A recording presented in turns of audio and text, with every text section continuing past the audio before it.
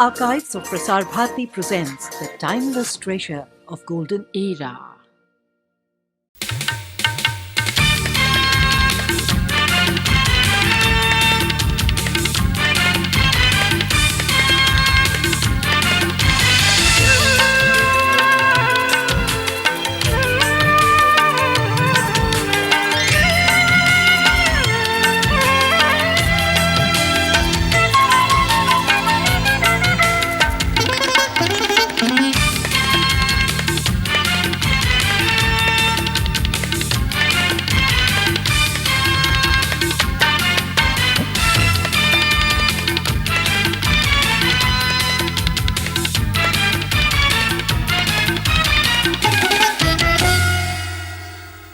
This week, we break format to bring you an in-depth analysis on the state of India's environment. What was it that sparked off the conservation movement in our country, and how successful has it been? How critical to our survival are environmental issues? Are conservationists mere prophets of doom, or are their fears rooted in reality? And finally, and most importantly, can the needs of development be reconciled with environmental protection? Living on the Edge correspondents attempt to answer some of the questions you always had, but did not know where to find the answers. Early 1970s, Garhwal, Uttar Pradesh.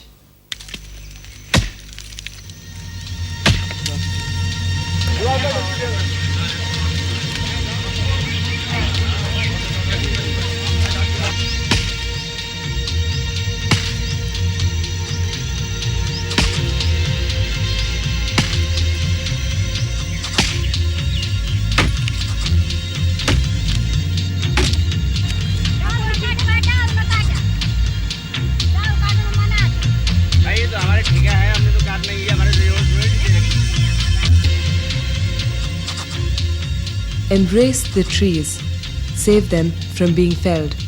The property of our hills, save them from being looted. Armed with this simple slogan, the women of Garhwal were able to save thousands of precious trees from being felled by contractors. This was the beginning of the Chipko Andolan, a non-violent mass movement against the destruction of the forests. But this was not the first time ordinary people took the law into their own hands. In the 1890s, organized resistance to tree felling by the British was reported in the same areas. About 250 years ago, in Jodhpur, 360 Bishnois sacrificed their lives to prevent the cutting of trees by their king. Researchers say there are scores of other such examples from all corners of the country, showing that environmental protection was seen as intrinsic to human survival, even in the days long past. Take the case of tribals in the Chota Nagpur and Santhal Pargana areas. They are fighting to protect their forest, not for just 10 or 20 years, but for the past 400, 500 years. And these are the people who fought against the British rule. Although the environmentalists in India have not given the environmental movement label to this movement, but in my opinion, I think that was the one very strong environmental movement in the country, and that movement is still alive. It's not just the forest that the present-day environmental movement is concerned with. Over time, it has broadened its focus to many other areas. Resistance to big dams, protests against toxic waste dumping by the West, lawsuits against those polluting the environment, and the protection of species. Environmentalists have been successful in raising consciousness and implementing successful strategies in several areas. As a result, the government has been forced to recognize the need to protect ecosystems. The forest policy, for instance, in principle, has set aside forests for conservation and recognizes the need to involve local people in the effort. Encouraging case studies have emerged in some areas. Over 40% of a designated 33,000 hectares in the Aravalis in Haryana are green again. But just 5 years ago, the area was barren. Overgrazing and overexploitation of the hillsides had taken their toll.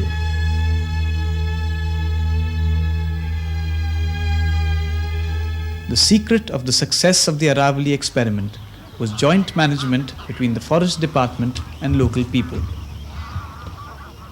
पिछले साल nursery लगाई थी। Last year, we started the nursery. The Aravali officials gave us land and irrigation facilities. We made beds and planted seedlings. उसके बाद थैली दी, थैली के बाद मिट्टी भर के उसमें थैलियों में पैक करी थी, फिर उसके बाद बीज लगाया हमने। When we initially sowed an area, and the first flush of grass came, people immediately started taking it off.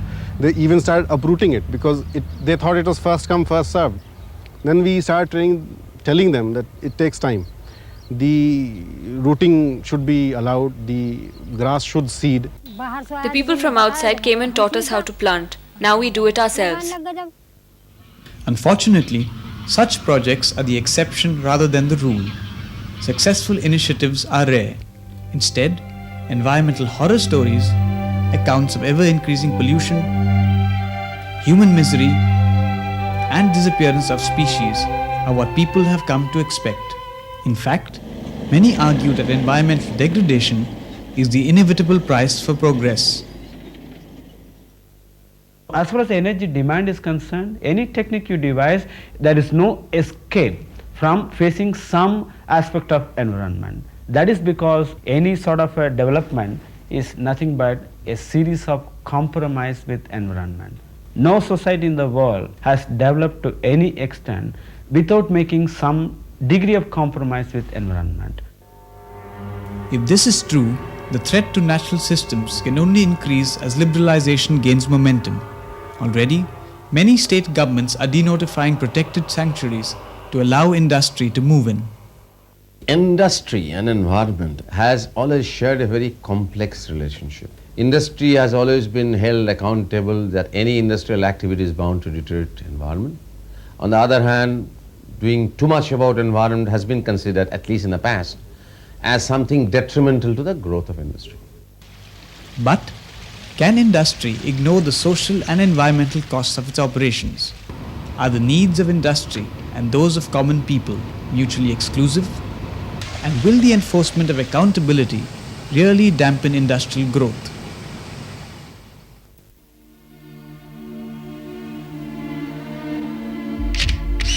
Name Anjamma. Village Sultanpur. Health ailments 12 miscarriages.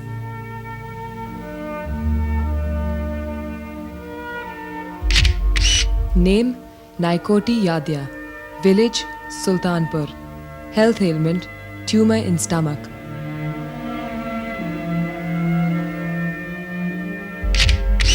Name Bandhu Swami. Village Sultanpur. Health ailment severe skin allergy.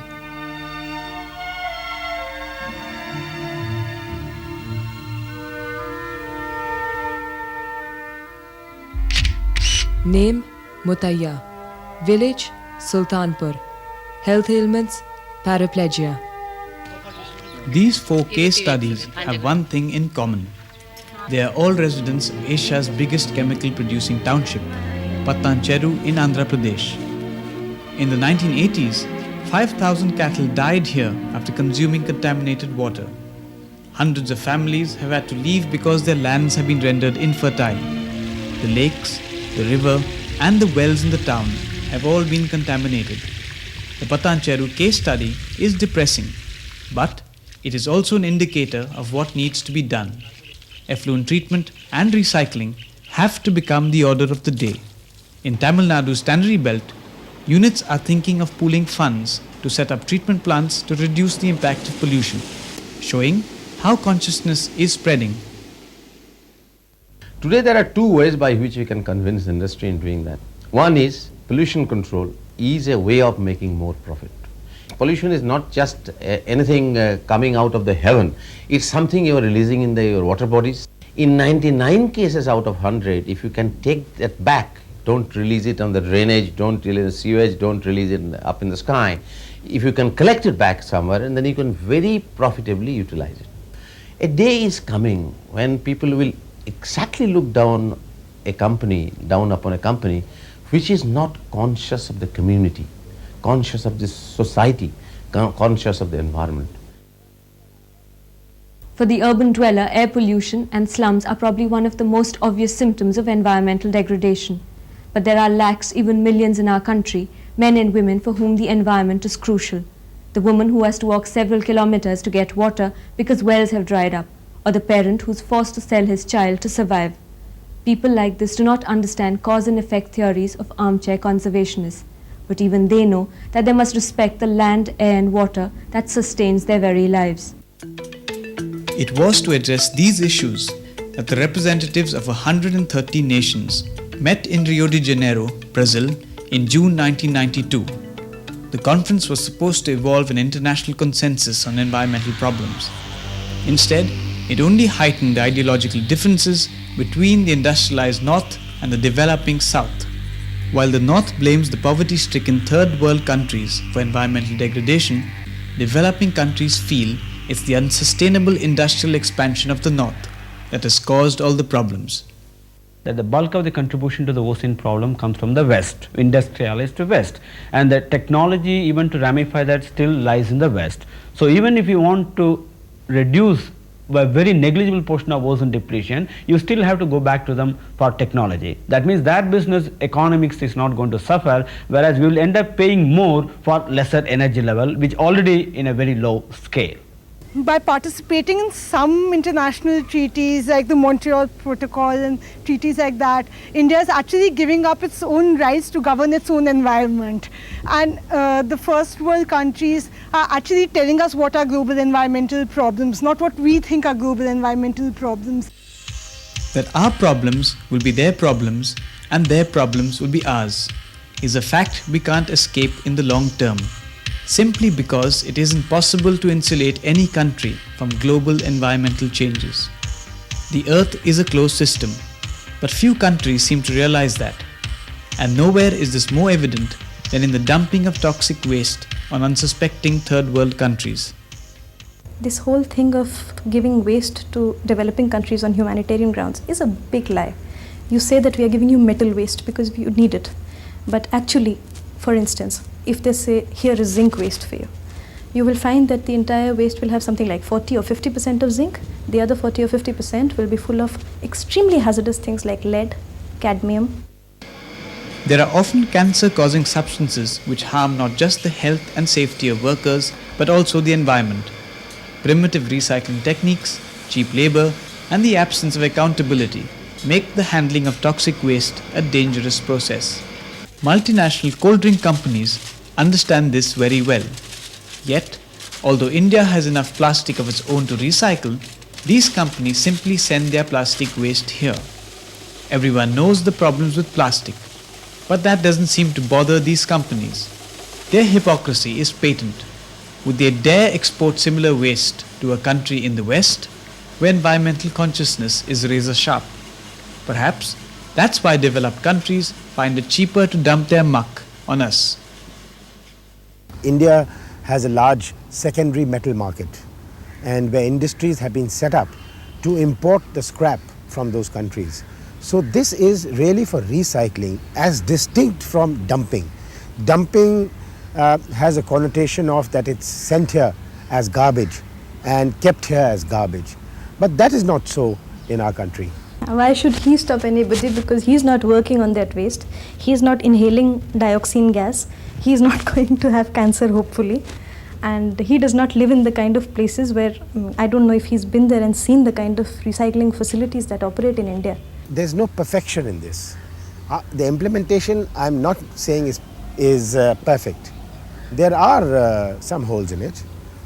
We have laws in place, we have rules in place, and the greatest instrument is awareness and concern. All kinds of hooligans will get into this act, all kinds of corrupt industrialists will get into this act, and you will find that in the name of saving the economy, we will import all these things, but ultimately we'll destroy the environment and our people. At the end of the day, global warming, ozone depletion, species conservation and toxic poisoning seem like jargon that most people feel unable to control or do anything about. But the reality is, individual actions, however insignificant, always add up.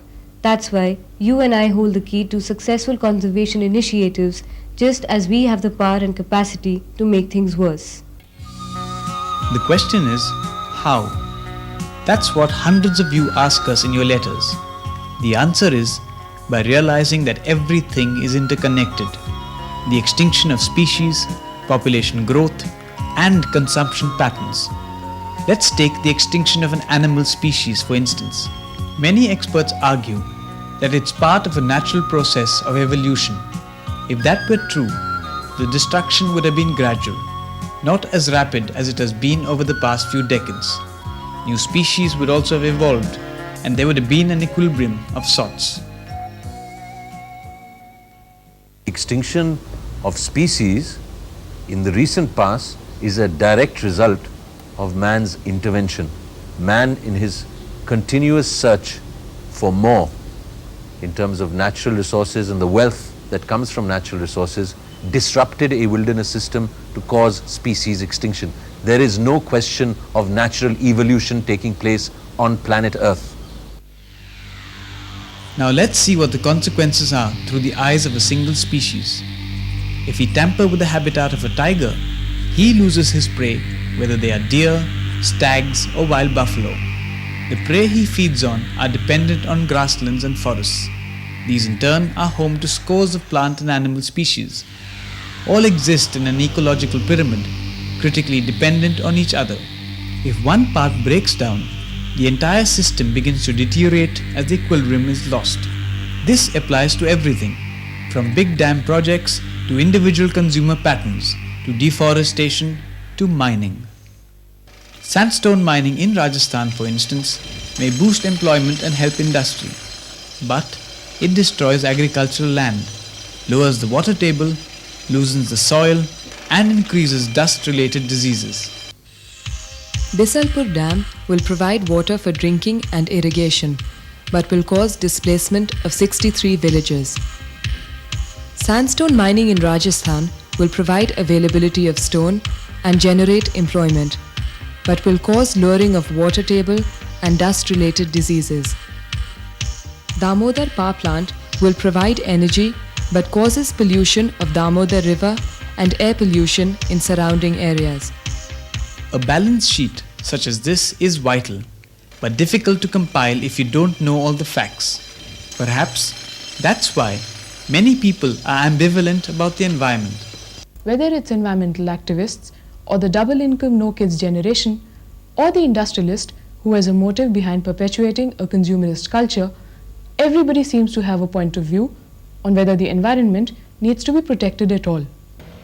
Convincing people that it needs to be protected isn't easy.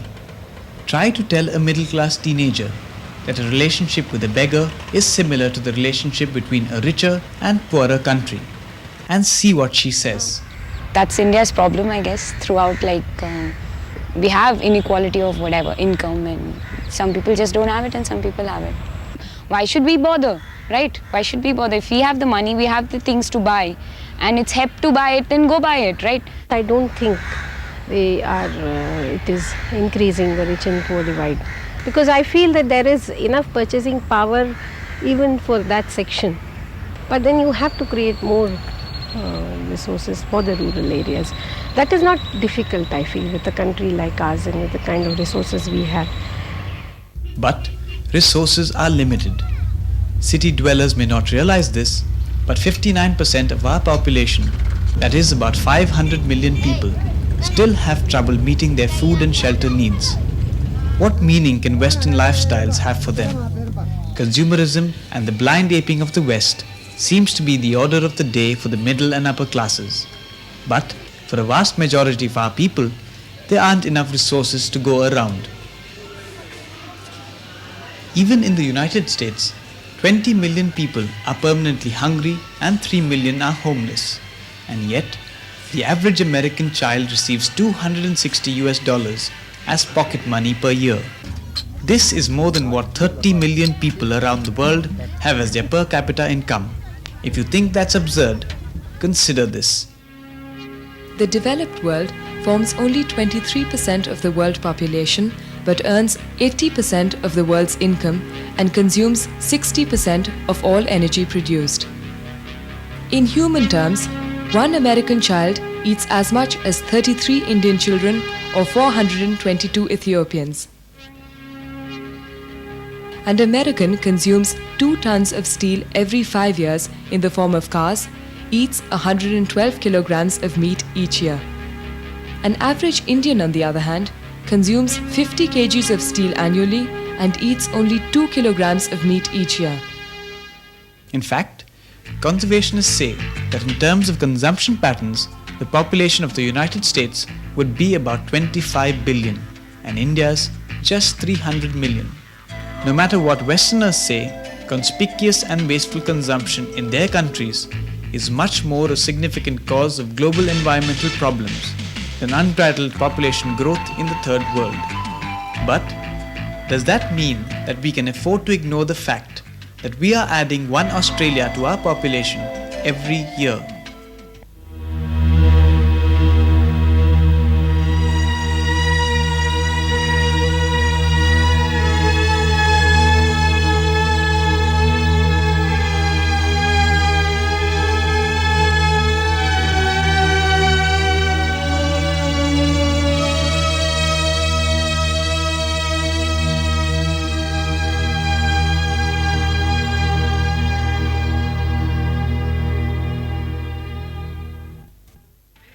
Unrestrained growth, coupled with rising consumerism, is only going to increase pressure on rapidly depleting resources and destroy the fruits of progress. Natural resources will be depleted very rapidly, and because of this there will be unrest in society.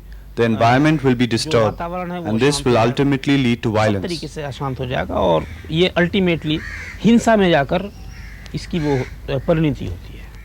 In the 50s, if you showed me how much you used on natural resources, I'd know how developed you were. In the 90s, how you conserve your resources will tell me how civilized you really are. Arguments like this have little meaning for those aspiring to the Western dream. New goods, services, and a better lifestyle are what people want. But 85% of our population can never have them simply because there just isn't enough for everyone if Western consumption patterns are the yardstick. Technology is not the answer to everything. The ultimate solution will depend on the society. Ultimately it depends on what the cost society is going to pay. If you have a lot of pollution control environmental systems, or if you do not have it, we must have the will, political will, administrative will, bureaucratic will, and societal will. We must have the will to make both governments and environmentalists realize that conservation and development are only the two sides of the same coin, and that both are endeavors to see the earth as a sustaining home for all time to come and for all life to come.